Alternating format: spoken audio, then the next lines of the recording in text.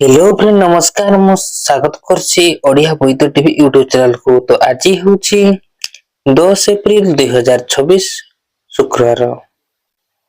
तो चलନ୍ତୁ ଜାଣିନେବା ଆଜି ଦିନର ଟପ୍ ନ୍ୟୁଜ୍ ଅପଡେଟ୍। ଦେଶ ବିଦେଶରୁ ଆରମ୍ଭ କରି ଓଡ଼ିଶାର ସମସ୍ତ ପ୍ରକାର ଗୁରୁତ୍ୱପୂର୍ଣ୍ଣ ଖବର ଆପଣମାନେ ଜାଣିପାରିବେ।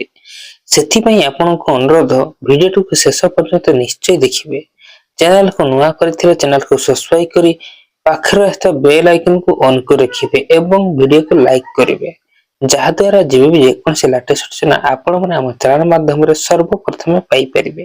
ତ ଚାଲନ୍ତୁ ନା ବିଳମ୍ବ ନକରି ଖବର ଉପରେ ନଜର ପକାଇବା। ବର୍ତ୍ତମାନ ଯାହା ସୂଚନା ମିଳୁଛି, କାଲି ସୁନା ଓ ରୂପା ଦର ବଢିଥିବା ବେଳେ ଆଜି କମିଛି ମୂଲ୍ୟ। ସୂଚନା ଅନୁସାରେ ଗହଣା କିଣିବା ପୂର୍ବରୁ ନଜର ପକାନ୍ତୁ କେଉଁ ସହରରେ କେତେ ରହିଛି ସୁନା ଦର। ତେବେ ଯଦି ଆପଣ ଆଜି ସୁନା କିଣିବାକୁ ଚାହୁଁଛନ୍ତି ବା ଯୋଜନା କରୁଛନ୍ତି, ତେବେ ପ୍ରଥମେ ଜାଣିନିଅନ୍ତୁ ଆଜି ସୁନା ଦର। ଆଜି ଭାରତୀୟ ବଜାରରେ 24 କ୍ୟାରେଟ ସୁନା 1,51,480 ଟଙ୍କା ରହିଛି। ସେହିପରି 22 କ୍ୟାରେଟ ସୁନା ଦର 1,38,850 ଟଙ୍କା ଛୁଇଁଛି। ଏବେ ଯିବା ପରବର୍ତ୍ତୀ ଖବର। ବର୍ତ୍ତମାନ ସୂଚନା ମିଳୁଛି, ଯୁଦ୍ଧ ବିରତି ମଧ୍ୟରେ ଭାରତକୁ ବଡ ଅଫର ଦେଲା ରୁଷିଆ। ସୂଚନା ଅନୁସାରେ ଯେତେବେଳେ ମଧ୍ୟପ୍ରାଚ୍ୟରେ ଯୁଦ୍ଧ ଯୋଗୁଁ ବିଶ୍ୱର ବିଭିନ୍ନ ଦେଶ ତୈଳ ଅଭାବର ସମ୍ମୁଖୀନ ହେଉଥିଲେ, ସେତେବେଳେ ରୁଷିଆ ଭାରତରୁ ତେଲ ଯୋଗାଇଥିଲା। ଏବେ ରୁଷିଆ ମଧ୍ୟ ଏଲଏନଜି ତେଳ ପ୍ରାକୃତିକ ଗ୍ୟାସ ବଜାରରେ ଏକ ଗୁରୁତ୍ୱପୂର୍ଣ୍ଣ ପଦକ୍ଷେପ ନେଉଛି। ରୁଷିଆ ଏବେ ଭାରତ ସମେତ ଏସୀୟ କେନ୍ଦ୍ରମାନଙ୍କୁ ଏଲଏନଜି କ୍ରୟ ଉପରେ 40% ପର୍ଯ୍ୟନ୍ତ ଏକ ଗୁରୁତ୍ୱପୂର୍ଣ୍ଣ ରିହାତି ପ୍ରଦାନ କରିଛି। ଏବେ ଯିବା ପରବର୍ତ୍ତୀ ଖବର। ବର୍ତ୍ତମାନ ସୂଚନା ମିଳୁଛି, ଗିଲଙ୍କୁ 12 ଲକ୍ଷ ଜରିମାନା। ସୂଚନା ଅନୁସାରେ ଦିଲ୍ଲୀ କ୍ୟାପିଟାଲ ବିପକ୍ଷରେ ବୁଧବାର ରାତିରେ ରୋମାଞ୍ଚକ ତଥା ନାଟକୀୟ ବିଜୟ ହାସଲ କରିବା ଗୁଜରାଟ ଟାଇଟାନ୍ସ ପ୍ରଶଂସକ ଉଲ୍ଲସିତ କରିଛି। ଏହି ମ୍ୟାଚ୍ ଅବସରରେ ବି ଦୁଇଟି ଶିକାର କରି ନେଇଛନ୍ତି ଗୁଜରାଟ। ଦିଲ୍ଲୀକୁ ହାଇଟ୍ରିକ ବିଜୟ ହାସଲ କରିବାକୁ ରୋକିବା ସହ ନିଜ ଋତୁରୁ ପଏଣ୍ଟ ଖାତା ଖୋଲିଛି।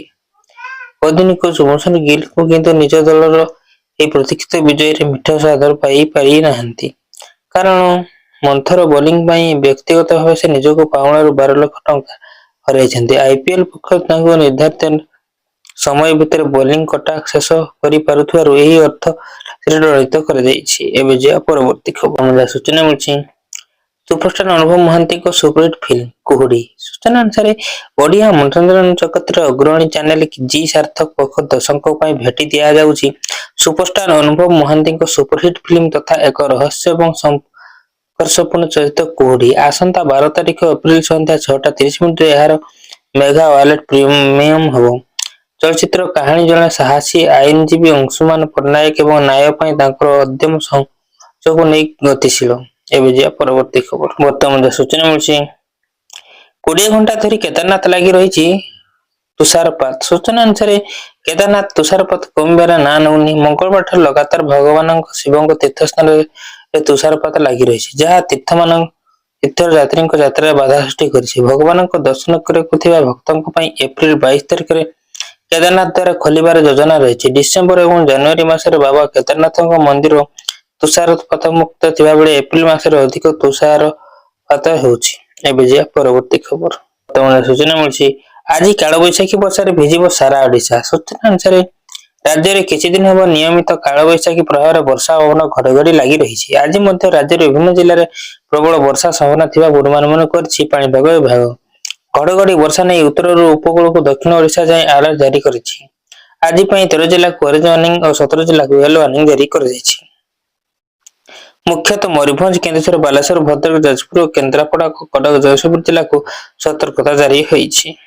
ସେହିପରି ଶୁକ୍ରବାର ଦିନ ରାୟଗଡା, କୋରାପୁଟ, ମାଲକାନଗିରି, ପୁରୀ, ଖୋର୍ଦ୍ଧା, ନୟାଗଡ଼, ଗଞ୍ଜାମ ଓ ଗଜପତି ଜିଲ୍ଲାକୁ କାଳବୈଶାଖୀ ନେଇ ୟେଲୋ ଆଲର୍ଟ ଜାରି ହୋଇଛି। ଏବେ ଯିବା ପରବର୍ତ୍ତୀ ଖବର।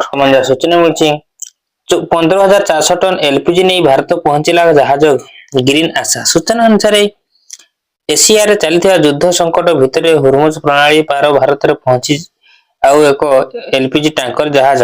ଏହି ଜାହାଜରେ 15,400 ଟନ୍ର ଏଲପିଜି ରହିଛି। ମୁମ୍ବାଇ ଜବାହରଲାଲ ନେହେରୁ ବନ୍ଦରର ପ୍ରାଧିକରଣ କହିଛି କି 15,400 ଟନ୍ ଏଲପିଜି ଧରି ଭାରତୀୟ ଜାହାଜ ପହଞ୍ଚିଛି। ଏହି ଜାହାଜ 6 ଏପ୍ରିଲ ହରମୁଜ ପ୍ରଣାଳୀରୁ ପାର କରିଥିଲା। ଏବେ ଯିବା ପରବର୍ତ୍ତୀ ଖବର। ପ୍ରକାଶ ପାଇଲା ଓଏଏସଏସ ଟିଇଟି ରେଜଲ୍ଟ, ପାସ୍ ହାର ଏତିକି। ସୂଚନା ଅନୁସାରେ ଅପରାହ୍ନ 4ଟା ପରଠାରୁ ୱେବସାଇଟ ରେଜଲ୍ଟ ଉପଲବ୍ଧ ହେବ। चलित थर पास हार 72.38% रही। 72.38% आशायी उत्तीर्ण होता बीएससी पक्ष सूचना प्रदान कर गत जनवरी मास 21 तारिख में ओएसएसटीईटी परीक्षा अनुष्ठित होता। परीक्षा पाई 56,456 परीक्षार्थी फॉर्म फिलअप करते। उभय पेपर 1 और 2 देते आशायी। अपराह 5टा पर वेबसाइट सर्टिफिकेट डाउनलोड करी हो। परवर्ती खबर सूचना मिली स्कूल यूनिफॉर्म बंटन पर आनिला गाइडलाइन। सूचना अनुसार स्कूल यूनिफॉर्म बंटन पर आसिला गाइडलाइन। अस्पा जारी कला मार्गदर्शिका। खरा छुट्टी पूर्व मिलिबो यूनिफॉर्म।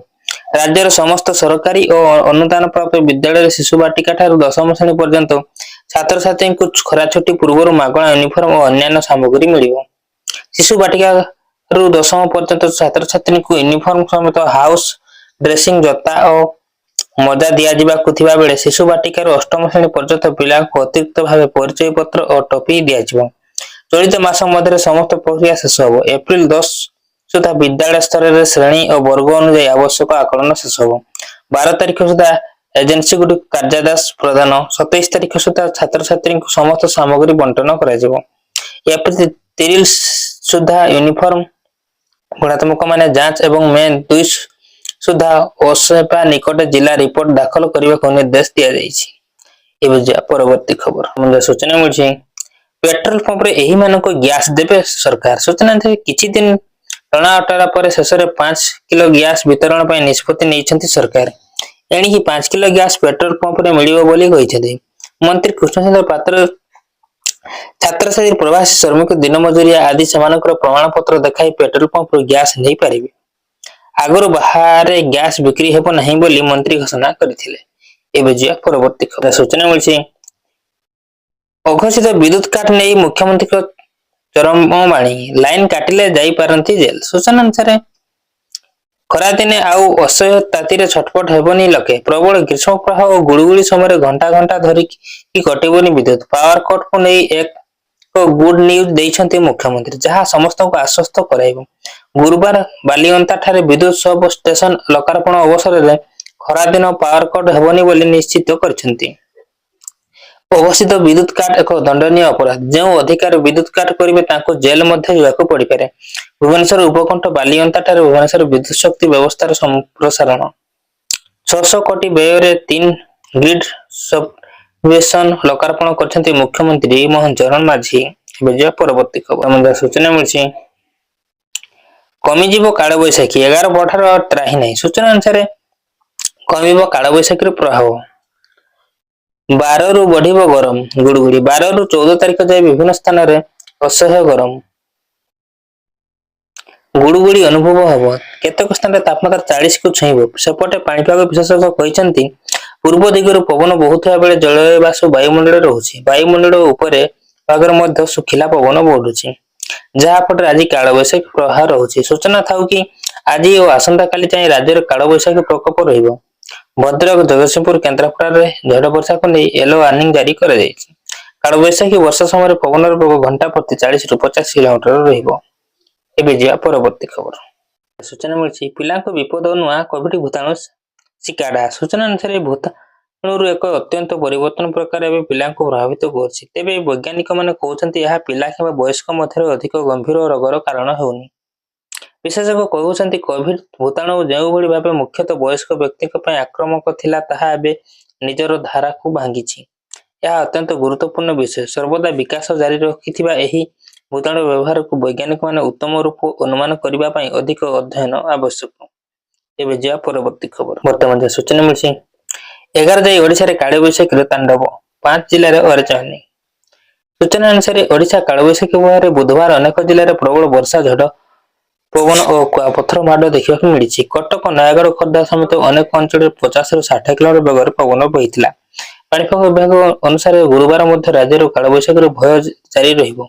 कुआपत्थर वर्षा और झड़ पवन को दृष्टि रखी मयूरभंज बालेश्वर भद्रक जाजपुर और केन्दुझर जिले में ऑरेंज वार्निंग जारी कर सहित केन्द्रापड़ा जगतसिंहपुर सुंदरगढ़ झारसुगुड़ा बरगढ़ सम्बलपुर देवगढ़ अनुगुल ढेंकानाल मयूरभंज बालेश्वर भद्रक जाजपुर कटक पुरी खोर्धा नयागढ़ गंजाम और गजपति अन्य जिला को येलो वार्निंग जारी दिया। परवर्ती वर्तमान सूचना मिली आसिला ରାଉରକେଲା ବିମାନ ଦୁର୍ଘଟଣା ରିପୋର୍ଟ ସୂଚନା ଅନୁସାରେ ଗତ ଜାନୁଆରୀ 10 ଭୁବନେଶ୍ୱର ରାଉରକେଲା ଆସୁଥିବା ଇଣ୍ଡିଆ ୱାନ୍ ଏୟାର ବିମାନ ଠିକଟା ଜଳଦା ନିକଟରେ ଖସି ପଡିଥିଲା। ପାଇଲଟ ଓ 4 ଯାତ୍ରୀ ଗୁରୁତର ହୋଇଥିଲେ। ଚିକିତ୍ସାଧୀନ ଅବସ୍ଥାରେ ମୁମ୍ବାଇ ଏୟାରଲିଫ୍ଟ ପୂର୍ବରୁ ଜଣେ ଯାତ୍ରୀଙ୍କ ମୃତ୍ୟୁ ହୋଇଯାଇଥିଲା।